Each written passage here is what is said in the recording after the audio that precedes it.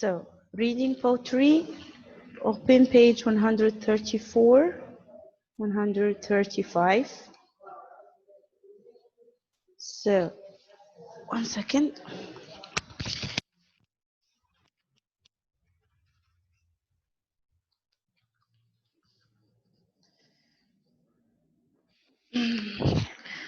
Let's start.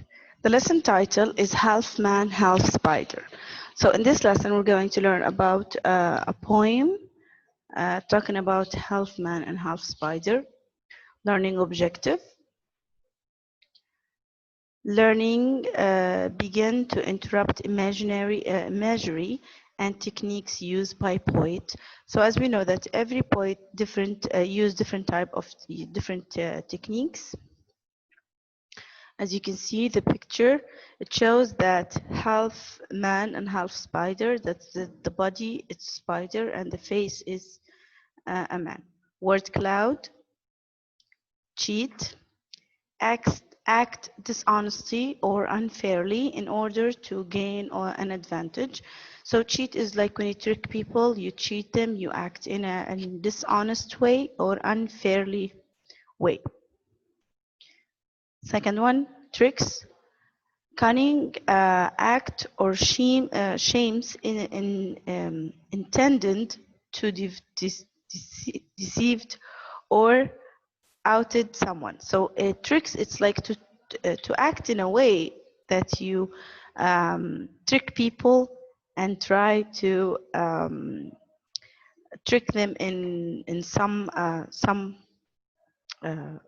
way. Half man and half spider, follow up please. Lillian Allen was born in Jamaica 1951. She's a singer and a songwriter as well as a poet, and today she lives in Canada. Anansi, the Spider-Man, came from Africa. He is a trickster, hero, and the chief character of many folk tales of the Caribbean. Anansi is a trickster of no small order, half man and half a spider. Mrs. Muffet was sure glad he hadn't sat beside her. He's unlike any of your friends. He's a whole lot smarter. He's tricks and he outsmart. He's a real fast talker. He's a slow on his feet, a zip on his wit. When it comes to thinking quick, he's a wizard, a tricker. He's never lost a game, 'cause he cheated double-cross his friends. When he can't win fair, he's spider again. So, Anansi is a tricker of no small order, half man and half a spider. Miss Muffet was so sure glad he hadn't sat beside her. So as you can see, this poem is talking about a spider, a man who tricks people. He is a smart, he's unlike any other friend. He's a lot smarter. He tricks people. He's a real fast talker. So they're talking about this man. He's slow on his feet, a zip on his wit.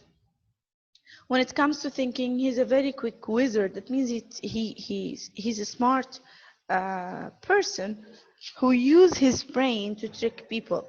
If you play a game with him, he cheat and double cross his friend. What does it mean cheat? That means he used trick to cheat and to win the game.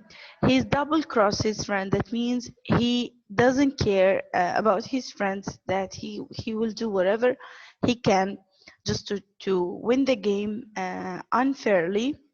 And when he lose the game, he change his shape into a spider.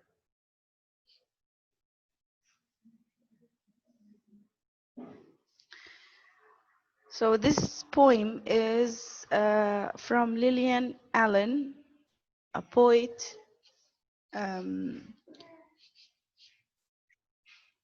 Let's check glossary and idioms. What does it mean double cross? Deceived people who trust the deceiver. That means he trick people who trust him. Of no small order, extremely skillful and talent. So that means this one, it shows that he has a lot of skills and his talent of cheating and using his brain, that he's very smart.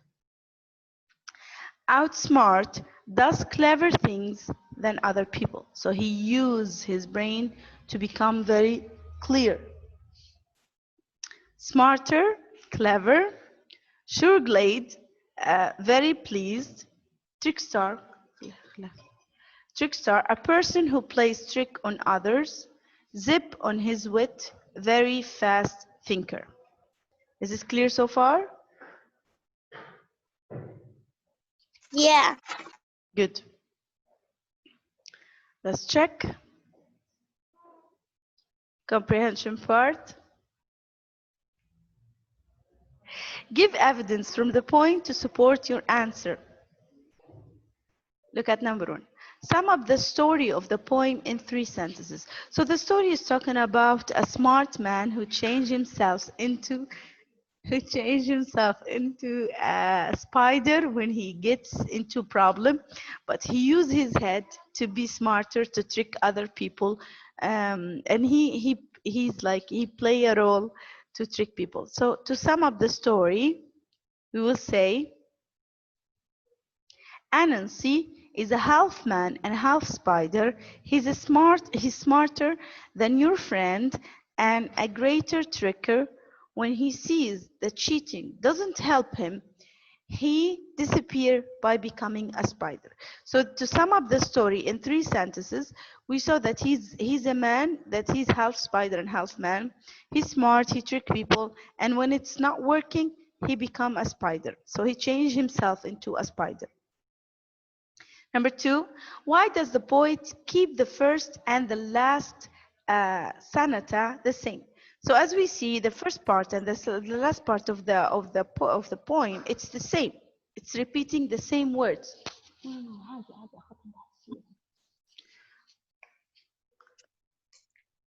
So we have to choose. A, so they act like shores that the reader can remember easily. Or B, there's nothing new to say about Anansi, so they repeated the same part because there's nothing new. Or C, poem should always have the same beginning and ending. So which one is the correct one, do you think? Is it A or B or C? Why they repeated the same part in the first part, in the first phrase in the poem and the third part? Is it because A, so they act like shores that the reader can remember easily? Or B, there's nothing new to say about Anansi? Or C, poem should always have the same beginning and ending? A. A is the correct answer. That's correct. Let's go. Exercise 3 and 4 you can do by yourself. It's easy. You can just, what you have to do is to draw a box showing Anansi from each of the verse. So you have to draw him, to show him what is show in each one. And number 4, choose one of the quotations from each verse and write this in a bottom of the box. It should be matching the drawing. So this you can do by yourself at home, okay? Let's go to B. Poets use of language. So we're going to learn about how poets use the language. A. Number 1, the poet has emphasized the trickster part of Anansi. Find 3 words or phrases in the poem which shows. So the poem shows that emphasize, he shortened up the trickster part, how he trick people part. Let's find 3 words to show that the Spider-Man or half man and half spider trick people. A whole lot smarter. He outsmart a real fast talker. So these three words shows us that he is tricking people. But So he's a trickster. Yes, William? Do you have question? no. Good. Is it clear so far? Yeah. Good. Let's go to number 2. The poet used informal language in real speech. Words are shortened using apostrophe. Find 3 different examples of contractions in the poem. So he used informal language. That means language not just a language you can use with anyone. It's just informal language. That means a language you can use it with your friends, not just with your principal or with your teacher. So he used apostrophe. You remember apostrophe, the comma we use Yeah. in the sentence and in a word to make it shorten. So here, can you find a word in the poem? Three different examples shows that the poet used apostrophe to contractions to make words shorter. Check the poem and tell me. Okay.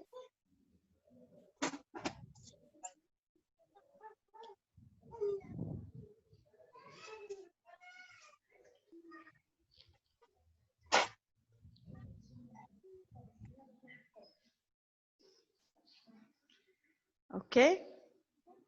Let's look at the first one, first part. 15.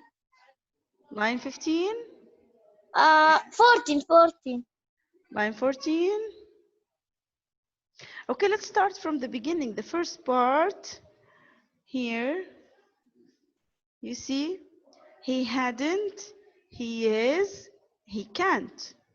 All of these, they use contractions, apostrophe, this one, to shows that it's shortened and it's shorter.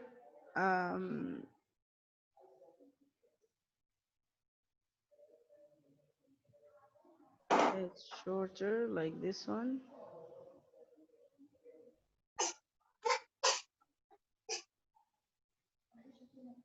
One second, draw. So they use this apostrophe to show us that they shortened the sentences or the words. Clear? Yeah. Let's go to number Clear. 3. What effect does the informal language have on the reader? So when you read it, the type of language he used, the informal language, what does affect us? Can you tell me? What does it affect you when you read it?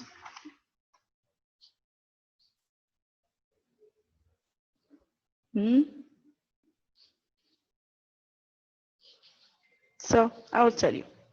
The informal language helped the reader see Anansi as a cheerful, happy-go-lucky character and plays